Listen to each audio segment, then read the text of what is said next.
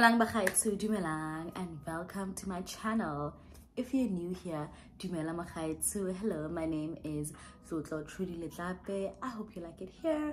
I hope you stay. I hope you subscribe. I hope you share, like, and comment, because there are some fun shenanigans happening on this channel. And if you are a returning subscriber, Dumelang Bagaetsho,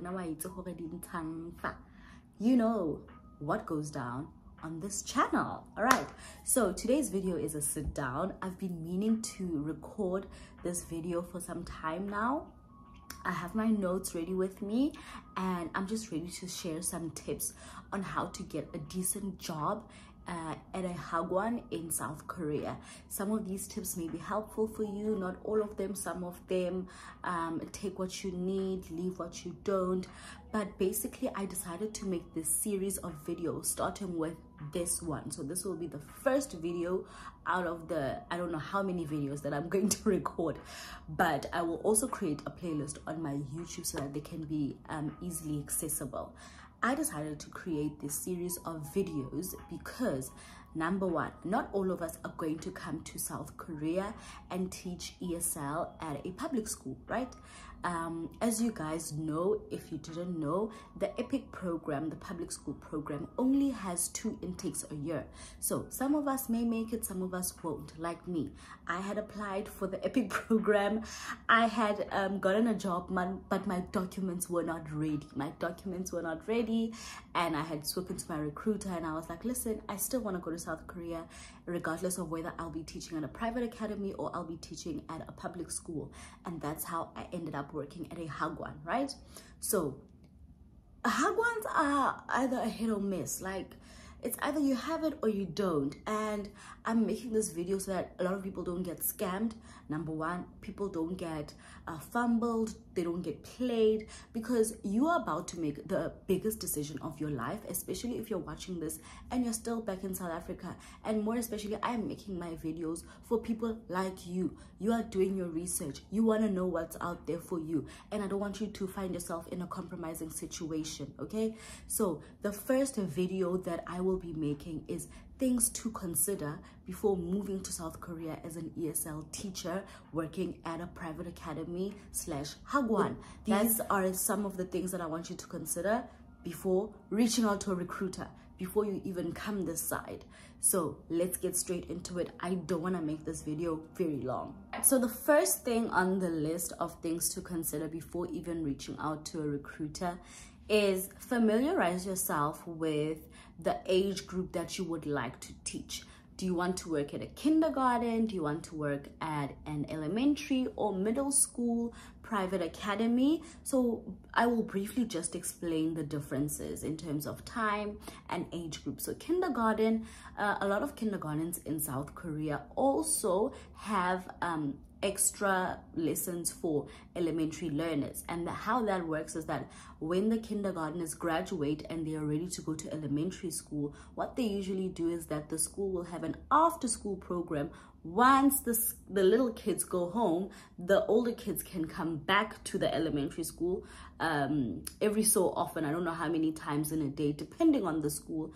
And you will also be responsible to teach those children extra lessons. So they were once part of the school, but they're no longer part of the school because they have graduated and they're now in elementary school. So usually what happens is that in the morning, you will teach from either 9 or 10 into early afternoon. And then once the kids are gone, the elementary kids come, and then you take over between 2, 3, or up until 5 to 6 p.m. depending on your school. Sometimes you may be done at 4 and you're just waiting for your knockout time at 5 or 6 p.m.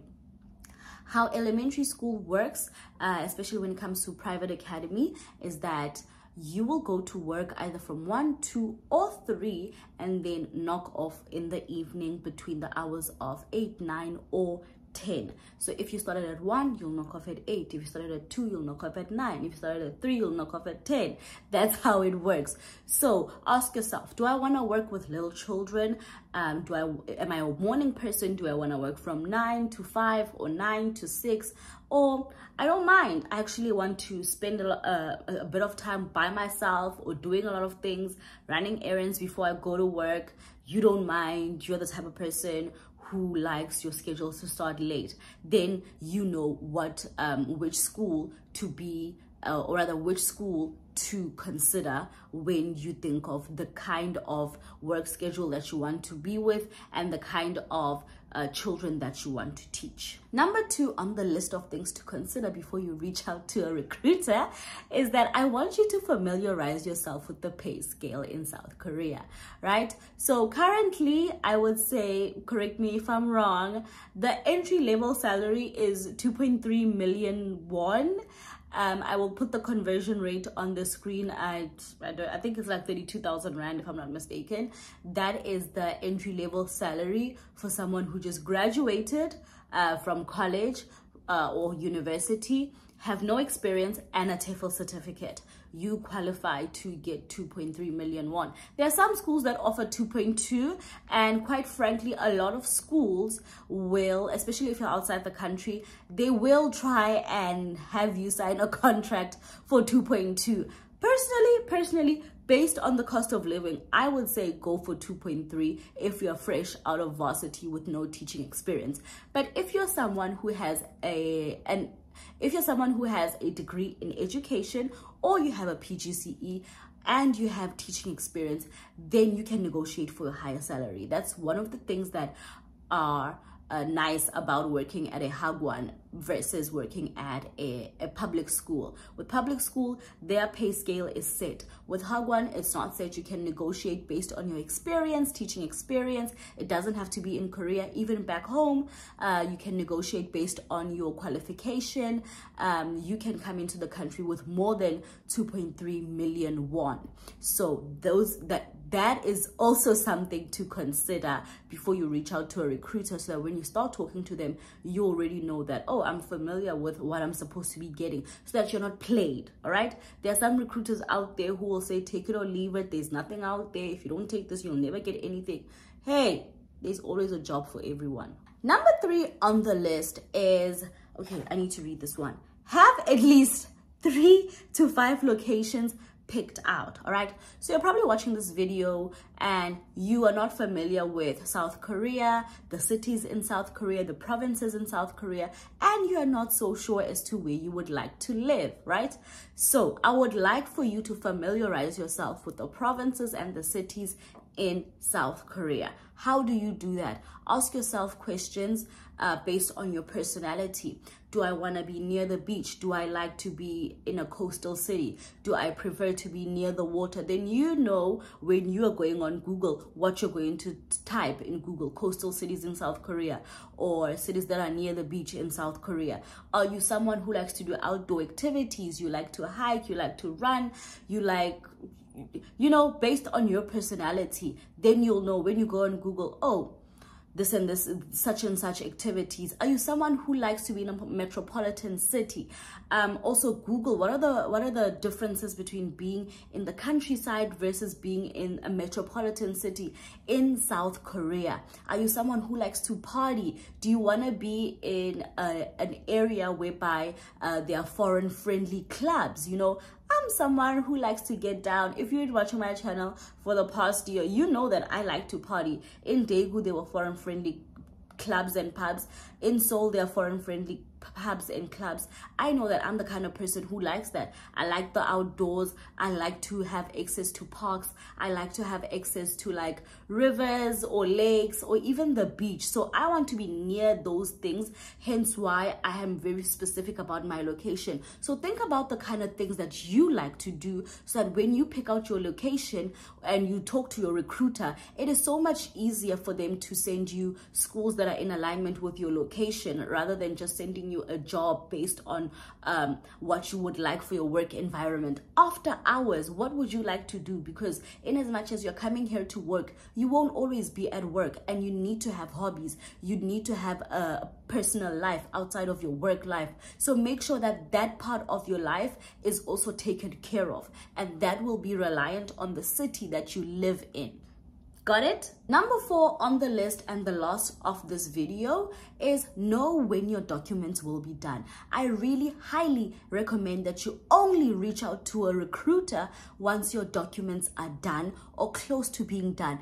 And when I say close to being done, no less than 3 weeks. Because one thing about recruiters, they will start sending you job posts after they speak to you, right? So once you guys have had the conversation of getting to know each other, they know your preferences, they know the kind of school that you want to work for, they get to know like your qualifications, they can start sending you job posts as early as the next day. So they need to make sure that when they send you job posts, your documents are ready, right? I will make a separate video as to things to look out for in a recruiter, how to spot a good recruiter, how to spot a bad recruiter. But for this particular video, I just wanted to focus on things to consider before you even come here, not even before you even come here, before you even reach out to a recruiter, okay?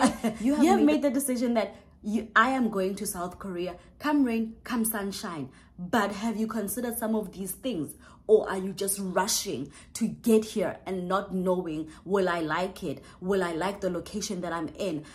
Did I get robbed? Did I get played because I'm getting paid this much and I arrived and I see people getting paid this much, all right? So these are things that you should consider. And I encourage you to take your time, all right? These jobs are not going anywhere, my love. These jobs will be they will still be here after you have made up your mind. So consider some of the things that I have mentioned in this video. If you have any questions, leave them down in the comment section, or you can send me a DM on Instagram. I'll be sure to respond once I see it. And I'm very once I see it, emphasis on once I see it, because sometimes work just takes over and I don't have time for social media. But if you also leave it in the comment section, I'll be quick to reply. So thank you so much for watching this video. I really hope it was helpful for you if you're considering to come teach in South Korea at a private academy. And I promise I will respond. If you have any other questions, you can leave them in the comment section. You can DM me on Instagram and I'll be sure to get back to you. I hope you have a lovely day, evening, or morning, depending on the time when you see this video. Thank you, and don't forget to subscribe. We are on the road to 600 subscribers. Please subscribe. I will see you in the next video.